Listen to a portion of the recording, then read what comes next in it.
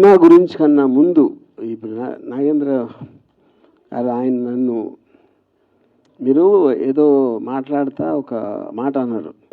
ఇప్పుడు డైరెక్టర్స్ దాంట్లో మీరు ఒక ఆరాధ్య దైవం అని. నేను ఆరాధ్య దైవం కాదు, ఆరాధ్య దెయ్యం. ఎనీవే చూసే పార్ట్ ఇప్పుడు ఈ సబ్జెక్ట్ మ్యాటరు అంటే దానికన్నా ముందు ఇందాకన్నా డేట్ అని చెప్పారు కదా, ఇది కేవలం అంటే ఒక కొన్ని ఆస్పెక్ట్లో ఒక టెక్నికల్ గ్లిచ్, సెన్సార్ అనేది ఒక పర్టికులర్ టైంలో డీలే, అన్నిటికన్నా ముఖ్యంగా ఇప్పుడు నీ లాంగ్వేజ్లో చేస్తున్నావు కాబట్టి అన్నిటికీ సరిపడి కరెక్ట్ డేట్ అని వేరే డిస్ట్రిబ్యూటర్లతో మాట్లాడి దాని వలన అయ్యింది. ఇప్పుడు మాత్రం అన్నీ అయిపోయినాయి, సెన్సార్ కూడా వచ్చేసింది. It's going to release on April 4th. So ఇప్పుడు కథ దానికి వస్తే నేను చాలాసార్లు ఇప్పుడు సోషల్ మీడియాలో మనకి మామూలుగా మన ఇద్దరు వ్యక్తులు కొంచెం దగ్గర అవ్వాలంటే టైం పడుతుంది.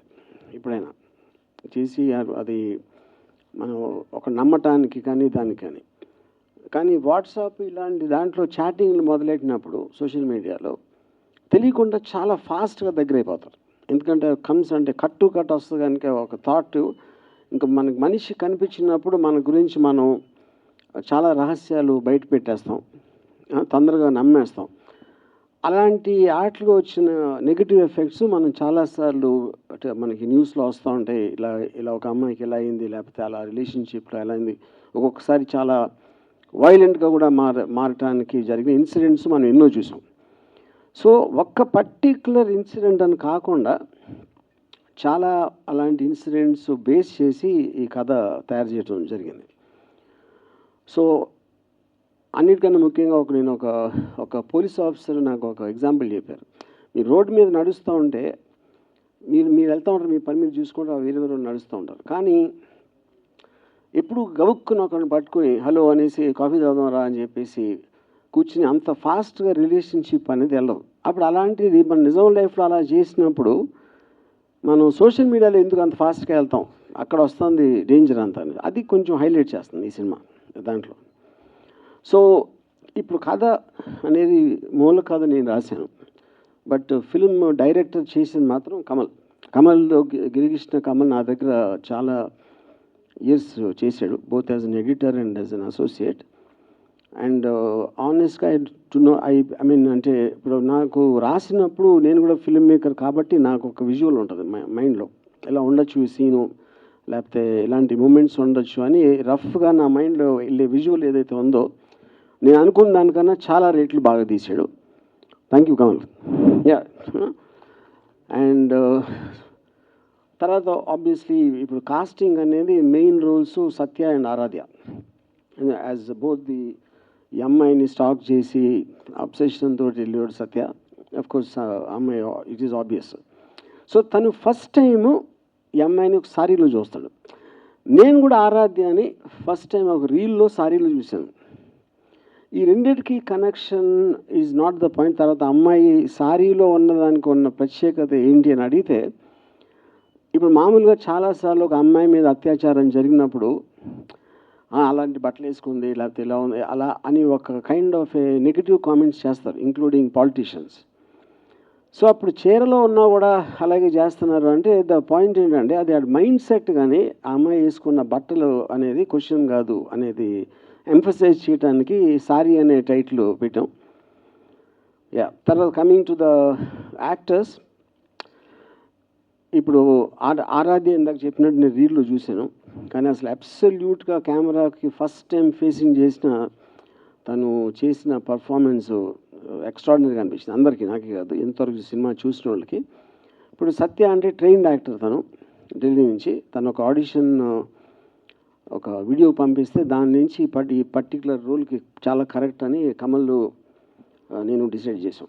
So this is briefly about this one.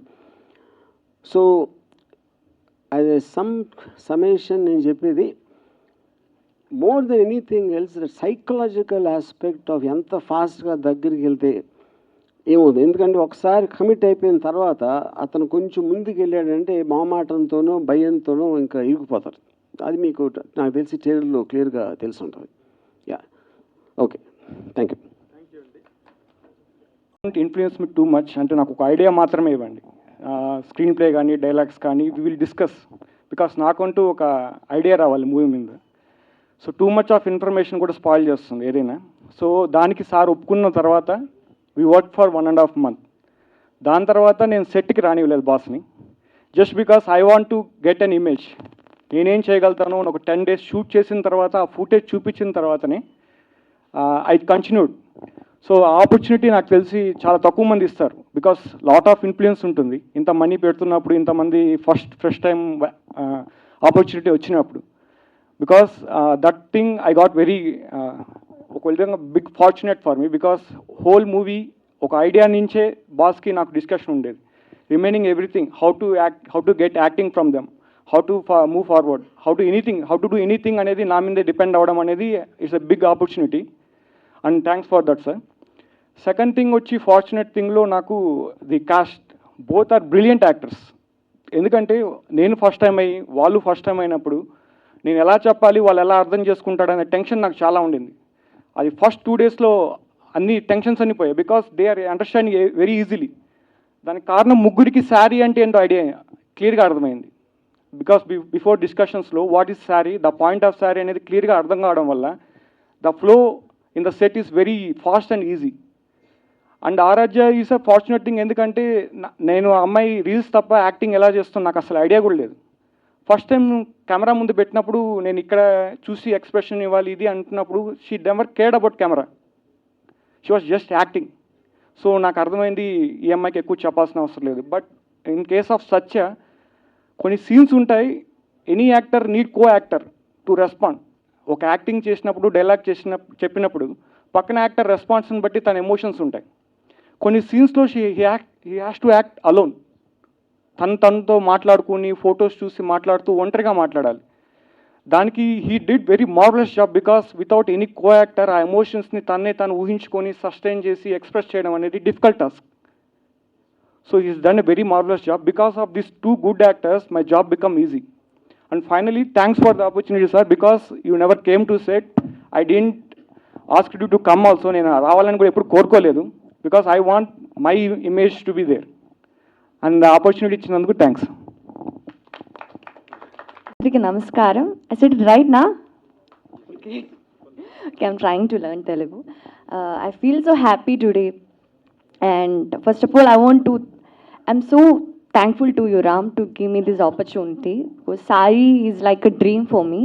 And Kamal, he said that we both are very good actors, but I think it's because of him. He trusted us so much, and every time before the scene, he will give us a complete brief, like, this is what you have to do. That worked. Okay? And this journey was something, I don't know how to explain it. I learned a lot of things because this movie is like a workshop for me. And Hyderabad is so welcoming. I love Hyderabad. And I don't know what to say right now. I'm over the moon. And you like the trailer? How's the trailer? Okay. Thank you. Thank you Aaradhya. Sir, जैसा Ram sir ने बताया कि मैं theatre artist हूँ, तो मैं मुंबई में था, उससे पहले मैं स्ट्रगल कर रहा था. तो नॉर्मली एक दिन मैंने इंस्टाग्राम पे पोस्ट देखा, तो मैंने अप्लाई किया. उसके बाद मैं भूल गया. बट आफ्टर 2-3 months मेरे पास कॉल आया प्रोडक्शन से कि राम सर बात करना चाहते हैं आपसे. जब राम सर से बात हुई तो थोड़ा सा मैं नर्वस भी था उस टाइम पे, because everyone knows who is Ram Gopal Varma. But जब सर से बात हुआ मेरा, उन्होंने मुझे बताया स्क्रिप्ट के बारे में, तो मेरा करेक्ट, तो जब सर ने मुझे बताया तो मुझे लगा शायद छोटा सा करेक्टर होगा, कोई बड़ा एक्टर है मूवी में, बिकॉज सर ने पहले मुझे ब्रीफ दिया था बस करेक्टर का. बट जब मेरे पास स्क्रिप्ट आई तो मुझे पता चला कि मेरा करेक्टर जो है लाइक सेंटर पॉइंट है, जो भी लाइक सिचुएशंस हैं मूवी में वो मेरे ही थ्रू आगे प्रोसेस कर रही हैं. राम सर ने भी, ऑफकोर्स राम सर ने मेरी काफ़ी हेल्प की करेक्टर में. राम सर ने मुझे काफ़ी रेफरेंसेस दिए अबाउट, मैंने कुछ केसेस देखे, स्टॉकिंग केसेस देखे. और कमल जी के बारे में मैं बताऊं तो फर्स्ट टाइम मैं जब हैदराबाद आया, फर्स्ट डे था शूट का, नो वर्कशॉप डे था, तो मैं थोड़ा सा नर्वस था बिकॉज मैंने डायरेक्टर, मेरी डेब्यू मूवी है ये, मैंने इससे पहले कुछ कैमियोस वगैरह किए हुए हैं टीवी सीरियल्स में। तो जब मैंने कमल जी से मिला मैं, तो मैंने देखा कि लाइक स्ट्रिक्ट टाइप डायरेक्टर्स होते हैं कुछ, अगर स्क्रिप्ट में लिखा है शर्ट्स तो आप शर्ट नहीं बोल सकते, शर्ट्स ही बोलना पड़ेगा आपको।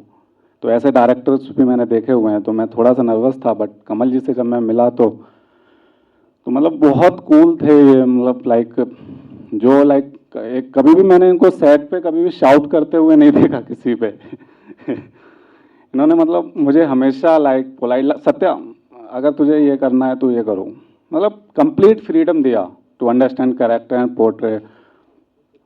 तो अच्छा एक्सपीरियंस था। आराध्या के बारे में मैं बताऊं तो फर्स्ट टाइम जब वर्कशॉप पे था तो मैं आराध्या से फर्स्ट टाइम मिला, तो मुझे लगा सी इज एक्सपीरियंस, बिकॉज आराध्या में कैमरा फियर नहीं है बिल्कुल भी। आई थिंक मैं होता अगर विदाउट कैमरा, मैं थिएटर आर्टिस्ट हूँ, मैंने कुछ कैमरा वर्क भी किया है, Asian academy film and television से पास आउट हूँ मैं, तो लाइक मैंने कैमरा फेस किया हुआ है पहले भी। बट आराध्या ने कुछ नहीं किया, बट लाइक जो नेचुरल है आराध्या, जो नेचुरल तरीके से करती हैं वो अच्छा है। तो सभी के साथ अच्छा एक्सपीरियंस था। Thank you Ram sir, give me opportunity. Thank you everyone. Thank you Satya.